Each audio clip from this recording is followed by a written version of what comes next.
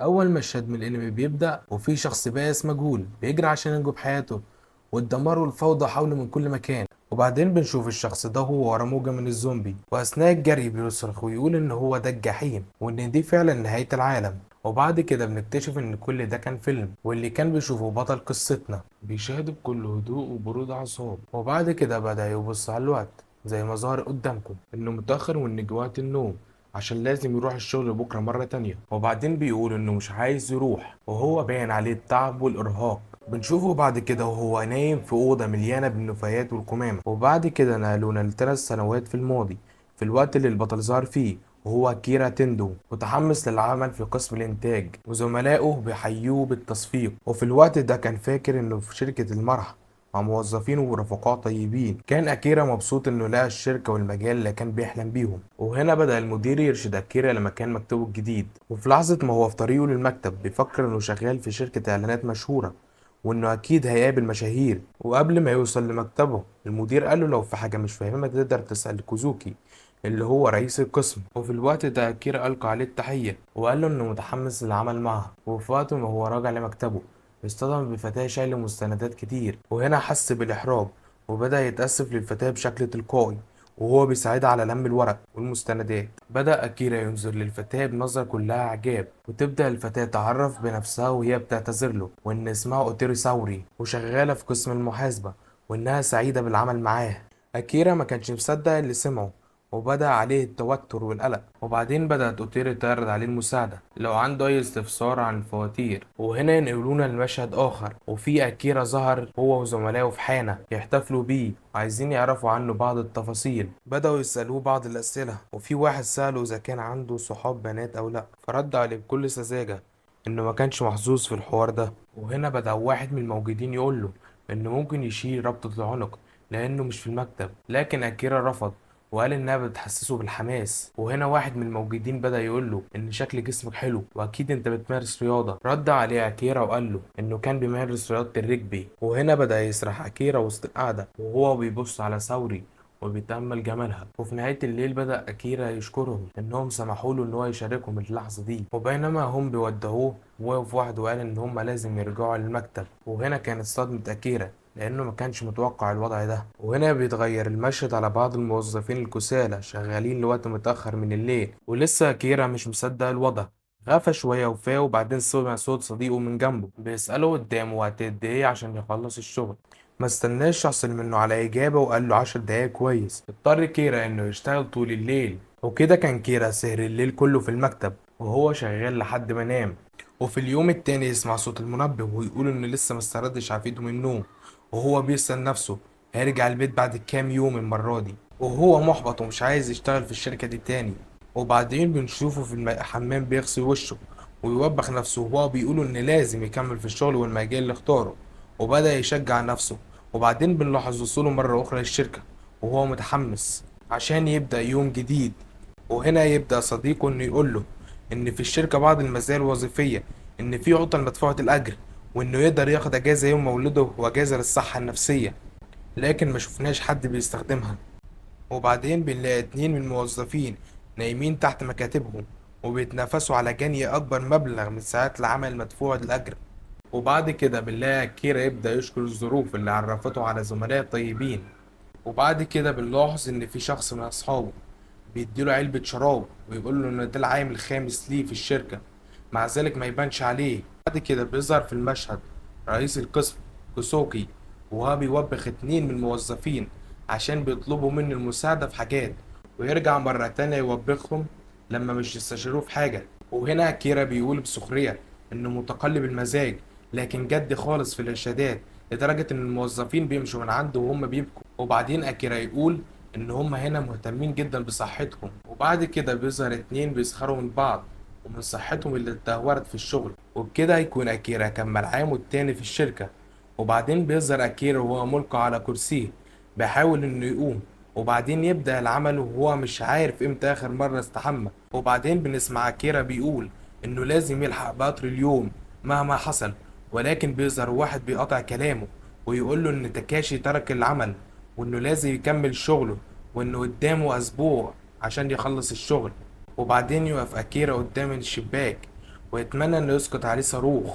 وهنا بتوصل على المكتب اوتوري وتلقي عليه التحية، وبعدين بتقدم له وجبة الغداء. بدأ أكيرا يشكرها على اهتمامها بيه، وهو بيبعد عشان ما تشمش رائحته لأنه ما استحماش من فترة طويلة. وبعدين بيحدث نفسه إن أوتوري هي الشخص الوحيد اللي مخليه يكمل في الشركة. وبعدين بنشوف المدير وهو بينادي على أوتوري عشان تروح له المكتب. وهنا كانت الصدمة بالنسبة لأكيرا، وهي إن أوتوري عشيقة المدير التنفيذي بين قوسين عاهرة. وبعدين يظهر أكيرا وهو ماشي في الشارع بيسأل نفسه ايه اللي مخليه مكمل في الشركة دي، وانه لازم يدور على شغل تاني، بس للأسف مفيش وقت لكده، وانه لو ساب العمل هيضطر زملائه ان هم ياخدوا مكانه، وان في شركات أسوأ من الشركة دي بكتير. وبتعدي الأيام والليالي وهو طالع عينه في الشغل. والمشهد ده في السنة التالتة بنشوف أكيرا في مؤتمر مع عميل بيطلب منه إعادة إرسال نص للمرة السادسة. وهنا أكيرا بيرفض، لكن العميل هدده إن في شركات تانية تقدر تقوم بالعمل ده.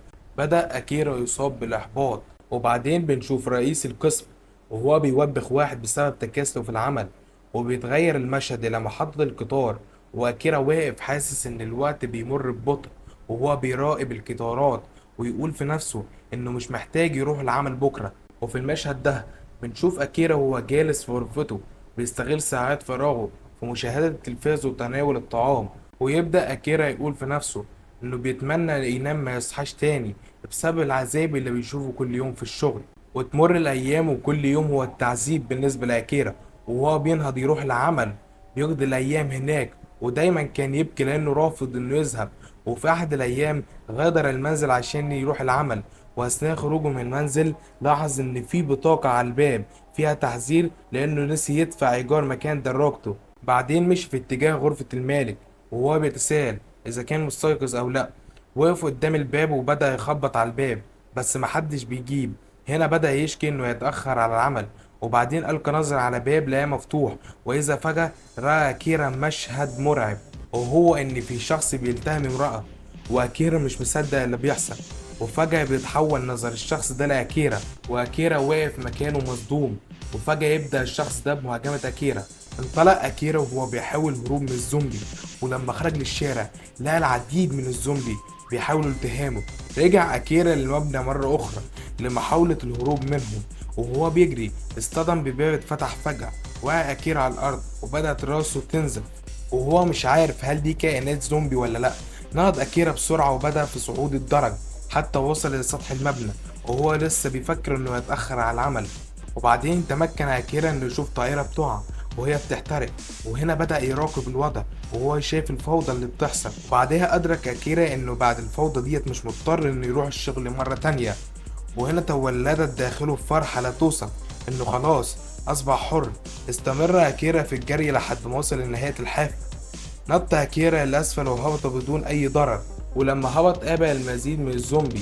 بدأ أكيرا بالهرب وهو مغمور في السعادة، وبعدها بدأ يعترف إنه كان شايف كل حاجة باللون الرمادي، وإن دلوقتي بدأت كل حاجة تستعيد لونها، وإن السما رجعت زرقاء تاني والأشجار خضراء والدم أحمر مرة أخرى. بدأ أكيرا بالابتسام بسعادة وكأن الحياة رجعت له مرة تانية، وإن نسي كل اللي حصل في الشركة، وإن الحياة مليئة بالألوان. وفي النهاية قدر أكيرا إنه يهرب من حشد الزومبي، وبدأ في النظر إلى السماء وهو بيفكر إيه الحاجات اللي هيعملها، زي إنه عايز يحصل على رخصة قيادة دراجات نارية، أو الذهاب إلى هيكوشيما، أو القفز بالمظلة، أو إنه يتفرج على أفلام ويشرب المشروبات طول اليوم، وإنه من دلوقتي يقدر يعمل كل اللي كان بيتمناه لأنه أصبح حر. وبعدين بدأ يفكر في أوتوري ويسأل هل هي على ما يرام، ويبدأ يقرر البحث عنها عشان يعترف لها بحبه اللي دام لأكتر من 3 سنوات.